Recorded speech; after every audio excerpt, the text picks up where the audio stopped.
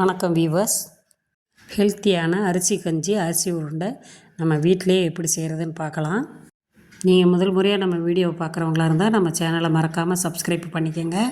அப்படியே பெல் ஐக்கானை தட்டினீங்கன்னா ஆளுங்கிற ஆப்ஷன் வரும், அதையும் தட்டினீங்கன்னா நம்ம வீடியோ உங்களுக்கு உடனுக்குடனே வந்து சேரும். வாங்க வீடியோவை பார்க்கலாம்.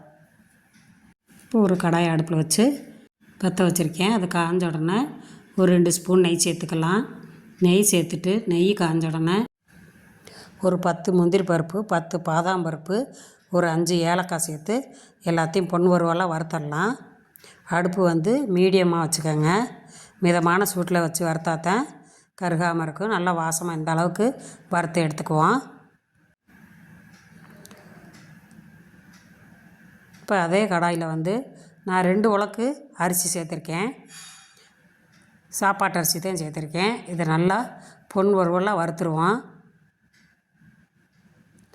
நல்லா அரிசி வந்து நல்லா பொரிஞ்சு வர்ற மாதிரி வறுத்துடணும். இந்த அளவுக்கு நல்லா பொரிஞ்சு வர்ற அளவுக்கு வறுத்துக்கோங்க. இப்போ அதை வந்து ஒரு கடாயில் சேர்த்துட்டு ஒரு 3/4 கப்பு நிலக்கடலை சேர்த்துருக்கேன். அதையும் நல்லா வறுத்துக்கோங்க. எல்லாமே மிதமான சூட்டில் வச்சு தான் நம்ம வறுக்கணும். இப்போ இதில் வந்து நான் ஒரு உலக்கு பொட்டுக்கடலை சேர்த்துக்கிறேன். அது நல்லா மிதமான சூட்டில் வச்சு வறுத்து எடுத்துக்கோங்க.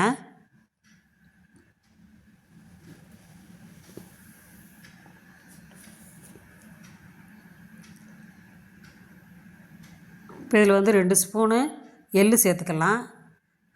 அதையும் நல்லா வறுத்து எடுத்துக்கலாம். இப்போ எல்லாத்தையும் ஒன்றா சேர்த்து கலக்கிட்டு பாதாமும் முந்திரி எல்லாத்தையும் அதோடு சேர்த்து கலக்கிட்டு நாட்டு சக்கரை வந்து ஒரு 3/4 கப்பு சேர்த்துக்கலாம். இது சேர்த்து எல்லாத்தையும் ஒன்றா கலக்கிடுங்க. கலந்துட்டு நம்ம மிக்ஸி ஜாரில் போட்டு அரைச்சி எடுத்துக்குவோம். இந்த மாதிரி அரைச்சி எடுத்துக்கலாம். இது ரொம்ப டேஸ்டியாகவும் நல்ல சத்துள்ள உணவாகவும் இருக்கும். குழந்தைகளுக்கு நம்ம இதை தினந்தோறும் 2 உருண்டை கிண்ணத்தில் எடுத்து போட்டு கொடுத்தோம்னா அதுக்கு பாட்டுக்கு சாப்பிட்டுக்கிட்டு உட்காந்துருப்பாங்க. சின்ன குழந்தைகளுக்கு, பெரியவங்களும் சாப்பிட்லாம். இதை மீதம் உள்ள அரிசியை நான் சேர்த்து போட்டு அரைச்சிட்றேன். இப்போ இந்த மாதிரி அரைச்சி நம்ம ஒரு கண்டெய்னரில் போட்டு ஸ்டோர் பண்ணி வச்சுக்கிட்டோம்னா எவ்வளோ நாள் ஆனாலும் இது கெடாது. இந்த மாதிரி நீங்கள் எடுத்து வச்சுக்கோங்க. இது வந்து ஒரு 4-5 கரண்டி போட்டு நம்மளுக்கு தேவையான அளவுக்கு போட்டு நெய் சேர்த்து உருண்டை உருட்டி வச்சுருந்தோம்னா அதுவும் டேஸ்ட்டாக இருக்கும். இந்த மாதிரி கொஞ்சம் சூடான நெய்யை சேர்த்து கை பொறுக்க இருக்கிற அளவுக்கு போட்டு நம்ம இதை உருட்டி வச்சிடலாம்.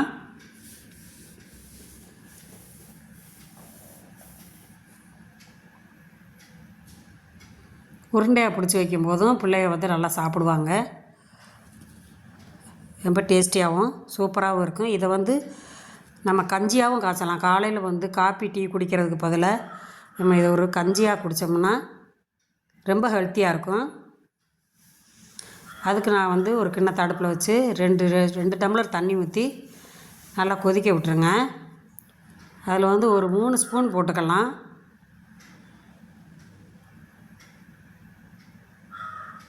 மூணு ஸ்பூன் சேர்த்து நல்லா கலந்து விட்டுருங்க. நல்லா கொதித்து வரட்டும். சிறிதளவு உப்பு சேர்த்துக்கலாம். ஒரு 2 தடவை நம்ம இந்த மாதிரி கலந்து விட்டுக்கலாம். வாசம் கமன்னு வருது பாருங்கள். நல்லா சூப்பராக இருக்குது. இது நல்லா கொதித்து வந்தோடனே ஒரு 1/4 டம்ளர் பால் சேர்த்துக்கலாம். நல்லா கலந்து விட்டுட்டு இது மாதிரி தினந்தோறும் காலையில் டீ காப்பிக்கு பதிலாக பெரியவங்களும் குழந்தைகளுக்கும் கொடுத்தா நல்லா ஹெல்த்தியாக இருக்கும். இதே போல் நீங்களும் செஞ்சு பாருங்கள். எப்படி இருந்துச்சுன்னு கமெண்ட் பாக்ஸில் கமெண்ட்ஸ் பண்ணுங்கள். லைக் பண்ணுங்கள், ஷேர் பண்ணுங்கள், சப்ஸ்கிரைப் பண்ணுங்கள். தேங்க்யூ.